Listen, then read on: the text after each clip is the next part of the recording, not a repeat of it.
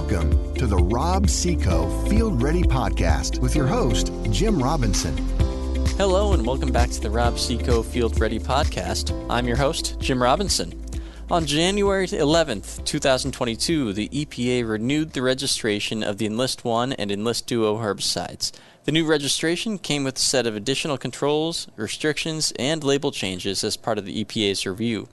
In today's episode, we're going to summarize those changes and talk about how they might impact growers and applicators. To begin, let's talk about why the Enlist 1 and Enlist Duo herbicide labels were re-registered.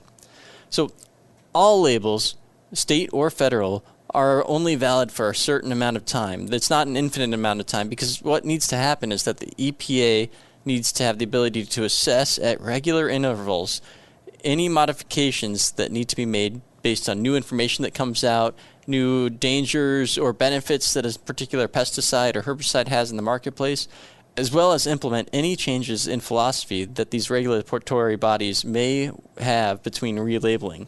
Additionally, Enlist 1 and Enlist Duo were originally registered without yet needing to complete a certain data package that would have to comply with the Endangered Species Act.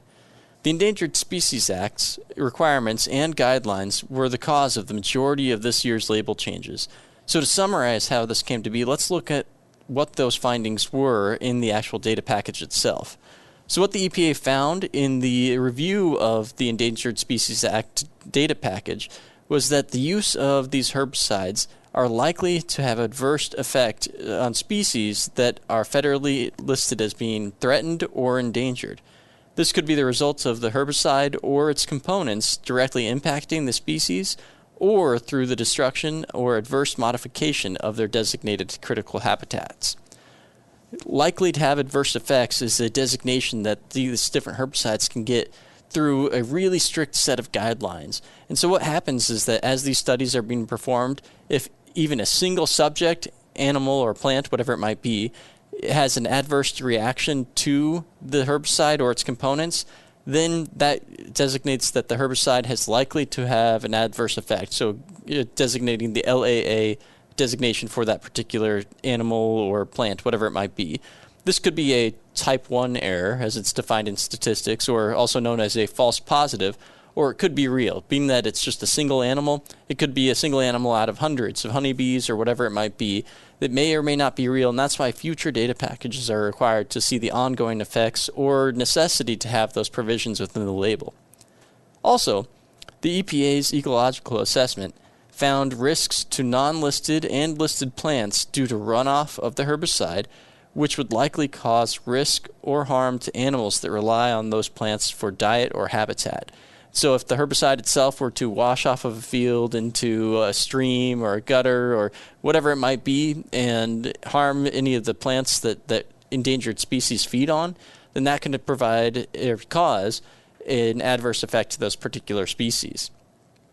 Now, finally, the EPA identified direct effects to bees and listed species that utilize corn, cotton, and or soybean fields for their diet and or habitat. So any animals that actually go into these soybean fields, cotton fields, corn fields, whatever it might be, that might be sprayed with Enlist 1 or Enlist Duo, if they're feeding on those plants or utilizing those plants in the fields as habitat, then that means that we need to keep an eye on those and make sure that we minimize any impacts that the application of the herbicides have. So what are some of those ways that the federal label has asked the registrant, Corteva, to mitigate these impacts?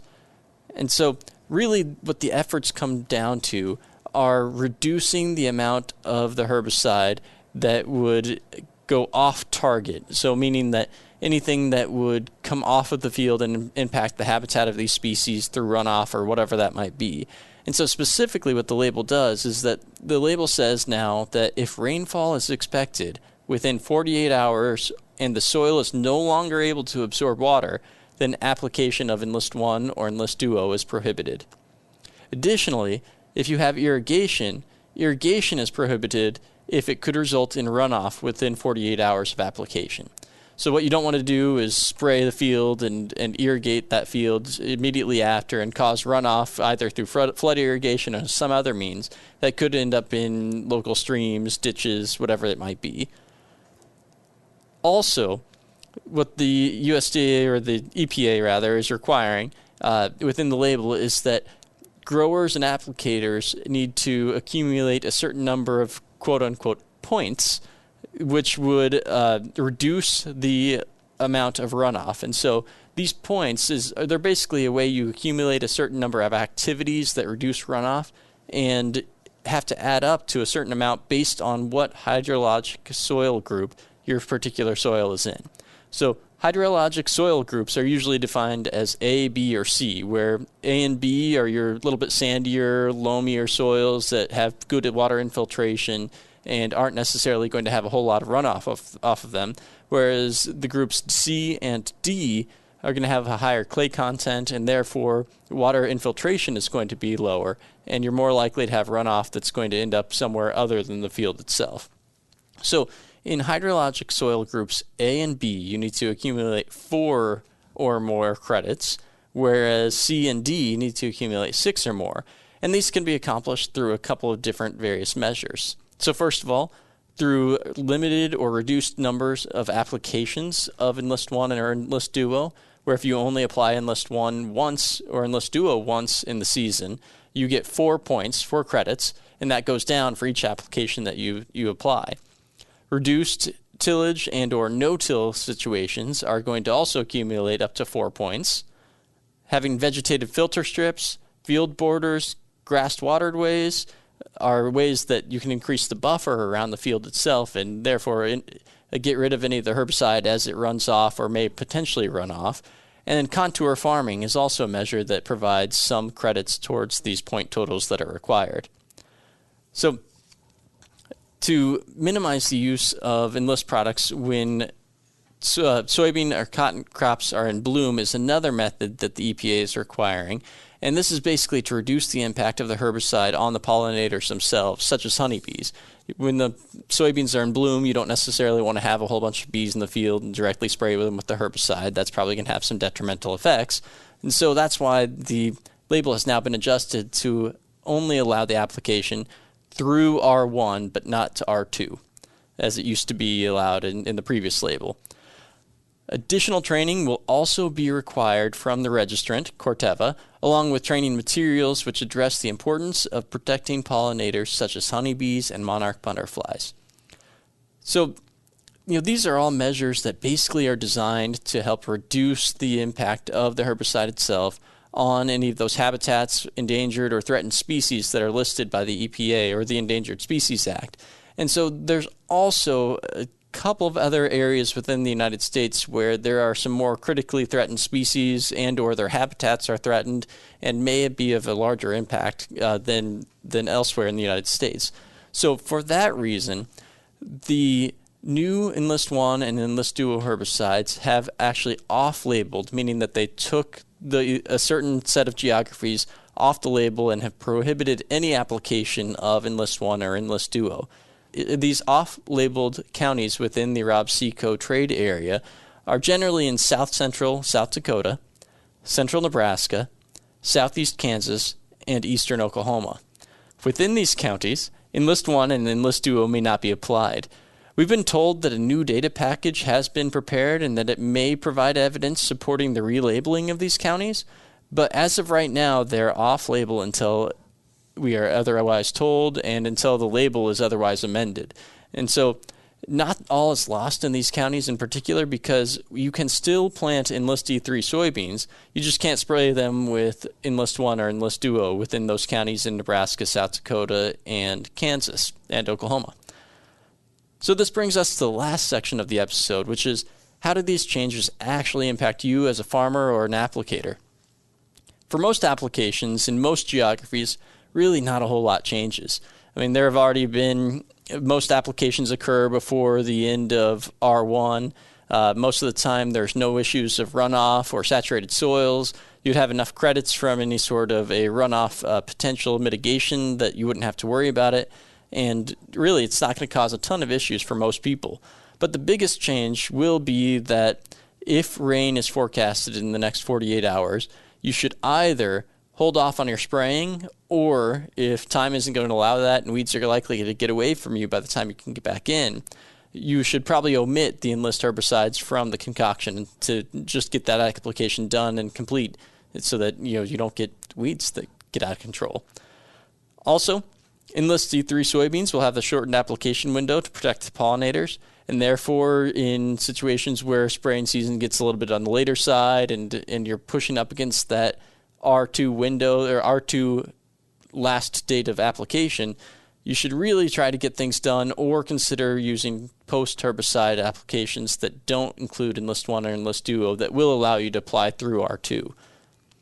Finally, the most impacted geographies will be those geographies that are off-labeled by the new labels. So a strong herbicide program will be critical for these geographies in order to get around not having that additional tool in your tool belt with Enlist 1 or Enlist Duo. So to do that, what we strongly recommend, and we actually have a set of materials that are available that would help reinforce this. This is the best herbicide management strategies for soybeans and Enlist off-labeled counties material. But what we recommend is starting clean with tillage or pre-plant burn down. Apply a soil-applied residual herbicide with one or more modes of action, depending on the expected weed spectrum and pressure, and do that before the crop emerges. And then, in season, so after the crop emerges, apply a post-emergent treatment that includes glyphosate, if your weeds are mostly grasses, or glufosinate for a mixture of grass and broadleaf weeds. Consider using additional modes of action depending on the size or type of weeds present. And remember, always follow and read label directions. And also, pay attention to guidelines on the use of AMS and or any other surfactants, as those will drastically help hinder or alter your weed control, as well as any crop injury that you may experience from some of the application of these herbicides with AMS or other surfactants. Now, to summarize, what we've talked about today is the January 11th label change or label re-registration of the Enlist 1 and Enlist Duo herbicides. These labels have basically made a little bit more stringent around the Endangered Species Act to protect certain species within their habitats or food sources. And so the label has been altered in order to help protect these species through the reduction of runoff of the herbicide after application, as well as protection of critical species in habitats within counties in the Robseco trade area within south central South Dakota, central Nebraska, southeast Kansas, and eastern Oklahoma. Now, you can pretty well work around each of these issues or each of these changes within the label through planning ahead by either applying earlier in the season, applying a better residual program, or just watching the rainfall as seeing if there's anything coming up in the next 48 hours to avoid application in those windows. Otherwise, there's really not a whole lot that's changed in the label. And so with that, what we want to make sure is that everybody does follow the label directions so that we can keep this technology around, so that we don't develop resistance, and that so we also have happy farmers and happy endangered species. Anyway, be sure to tune in on the 1st and 15th of every month for new episodes, and until then, stay field ready. Thanks for tuning in to this episode of the Rob Seco Field Ready Podcast. Join us next time to be Field Ready, a Hurrdat Media Production.